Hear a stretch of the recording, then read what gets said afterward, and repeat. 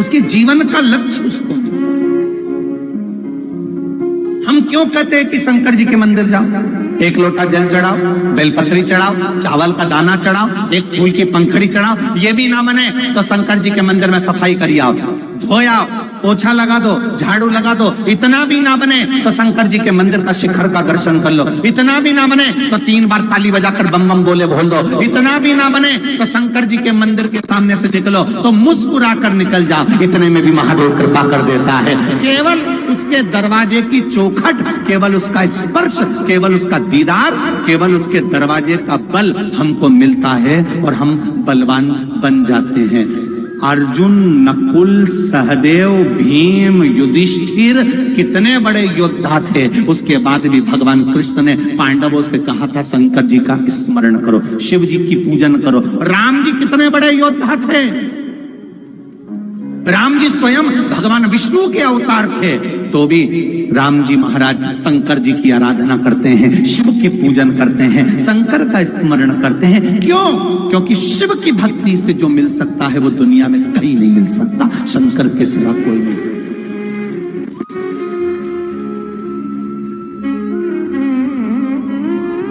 16,108 रानियां थी मेरे भगवान कृष्ण की, एक भी रानी से संतान नहीं हुई। तब गर्गाचार्य बाबा के कहने पर उन्होंने एक एक रानी के साथ में 11-11 दिन तक शंकर जी की भक्ति करी। शिव जी प्रसन्न होकर वर दे दिए, तुम्हारी एक एक रानी से 11-11 संतान होगी।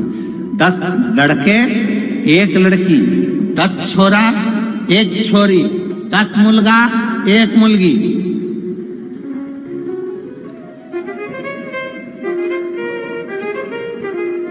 भगवान कृष्ण के यहाँ एक एक रानी से हुए 1,77,186 भगवान कृष्ण के बच्चे हुए शिव की।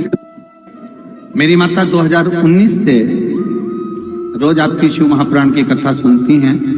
बिना कुछ मांगे 2019 से मेरा भोलेनाथ केवल में 1 लोटा जल चढ़ाता हूँ और बाबा मुझे दे देता है, मुझे कहना भी नहीं पड़ता। इतनी कृपा भोलेनाथ जी की हो गई कि दुनिया का सारा सुख मेरे बाबा ने मुझे दे दिया। मुझ पे शिव जी की कृपा बरसती है, मैं क्या बखान करूं गुरुदेव। मेरी धर्म पत्नी मनीषा, उम्र 29 वर्ष, ब्रेन हेमरेज हो गया था।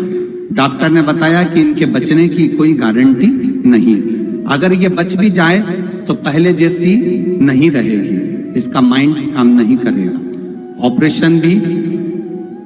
इसका ब्रेन हेमरेज ऐसा है कि उसका ऑपरेशन भी नहीं कर सकते, पर ये हो सकता है कि वेंटिलेटर पर पड़ी रहे, आईसीयू में पड़ी रहे और उसकी बाकी की जिंदगी ऐसी ही निकले। मैं भगवान शंकर पर 1 लोटा जल चढ़ाने लगा, मेरी धर्मपत्नी को आईसीयू में भर्ती कर दिया गया। डॉक्टर ऑपरेशन का मना कर रहे हैं, दूसरे डॉक्टर ऑपरेशन का बोल रहे हैं, यही बीच में आपस में चालू हो गया काम। मैंने बस हॉस्पिटल से गया और 1 लोटा जल शंकर जी को चढ़ाया और वहां पर चढ़ी हुई बेलपत्र उठा लाया। धर्मपत्नी के पलंग पर आईसीयू के रूम में उसके गद्दे पर तकिए के नीचे बेलपत्र को रख दिया। केवल मेरी पत्नी का जब धीरे धीरे डॉक्टरों ने इलाज चालू करा तो वो कोमा में जाती चली गई और कोमा में जाने के बाद उसका शरीर केवल एक बॉडी की तरह रह गया। बेलपत्र उसके सिराने पर रख दिया, उसका शरीर हिल नहीं रहा था, कोमा में उसकी स्थिति थी। डॉक्टर ने कह दिया ये 5 दिन ऐसी रह जाए कि 50 दिन ऐसी रह जाए, कोई भरोसा नहीं, इसको चाहो तो ले जा सकते हो। मैंने भी डॉक्टर साहब से कहा आप अपना इलाज करिए, मैं बाबा से विनती करूंगा। मैंने भी 5 दिन बाबा को दे दिए, बाबा उसको 5 दिन हॉस्पिटल में रखूंगा और 5 दिन हॉस्पिटल में रखूंगा, डॉक्टर मुझे पानी नहीं पिलाने देंगे, मैं उसके शरीर पर लगाऊंगा। मैंने भी टीवी पर कथा सुनी है, वो सीहोर वाला महाराज शिव पुराण में कहता है सारी समस्या का हल 1 लोटा जल। मैंने भी 5 दिन आपसे मांगे हैं बाबा। 5 दिन मैंने डॉक्टर से कहा आप रखो हॉस्पिटल में, ये कोमा में चली गई है, मैं शिव जी को जल चढ़ाता उसके शरीर पर लाके छीट देता। रोज मैंने यही करा।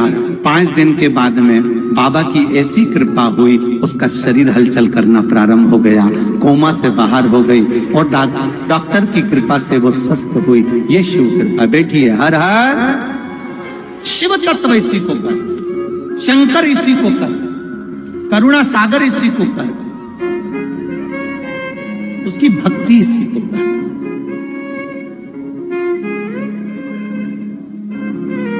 शिव की पूजन करना, शंकर पे जल चढ़ाना, शंकर का भजन करना, बेलपत्र चढ़ाना, ये ढोंग नहीं है, ये प्रपंच नहीं है, ये अंधविश्वास नहीं है, ये कोई जादू और टोना नहीं है, ये कोई बेल और भभूति नहीं है, ये कोई तंत्र विद्या या मंत्र विद्या नहीं है।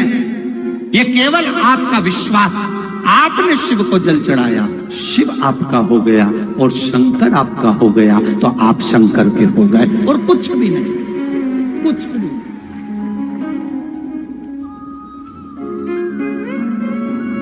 बोल बम का नारा है, जम के बोलो जरा, बाबा एक सहारा है। बोल बम का नारा है, केवल उसके सहारे पर, उसके भरोसे पर। भोलेनाथ दया करना, मैं तेरे भरोसे हूँ। मेरे बाबा दया करना, मैं तेरे भरोसे हूँ। ना घर के भरोसे हो, ना परिवार के भरोसे हो, ना घर के भरोसे हो, ना परिवार के भरोसे हो। आप भी बोलिए, मेरे बाबा दया करना, मैं तेरे भरोसे हूँ।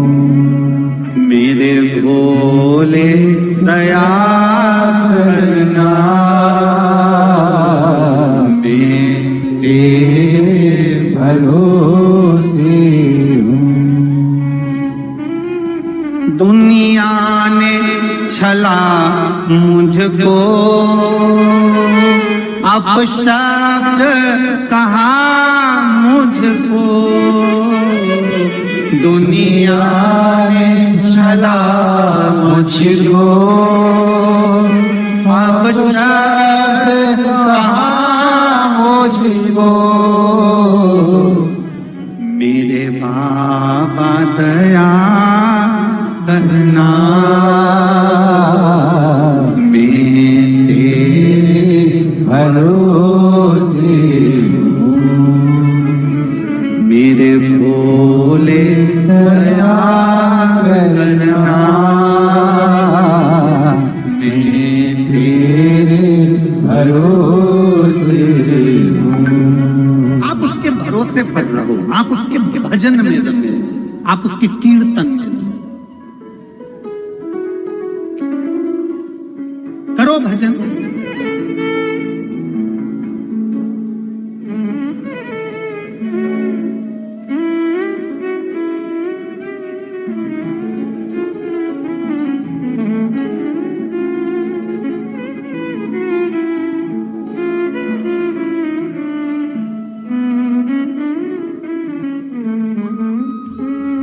जितनी भक्ति कर सकते हो उतनी करो।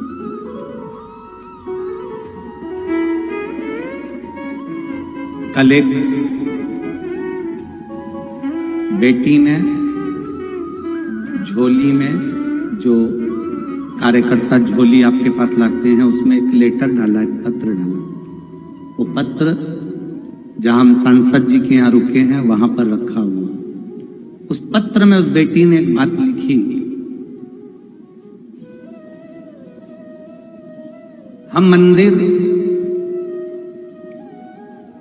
अगर परिधान को बदल कर जाएंगे तो लोग हमको हंसते हैं। अगर मान लो मेरे को कॉलेज जाना है, ट्यूशन जाना है, और मैं जो कपड़े पहनी हूं, मान लो मैं जीन्स पहनी हूं, मान लो मैं टी शर्ट पहनी हूं, तो क्या मैं मंदिर में जाके पानी चढ़ाकर फिर जा सकती हूँ? अपनी कोचिंग सुबह सुबह का टाइम रहता है, मंदिर जाने के कपड़े अलग पहनूं, फिर कोचिंग के कपड़े अलग पहनूं, इतना समय नहीं मिल पाता कि मैं वस्त्र पहनूं और चली जाऊं।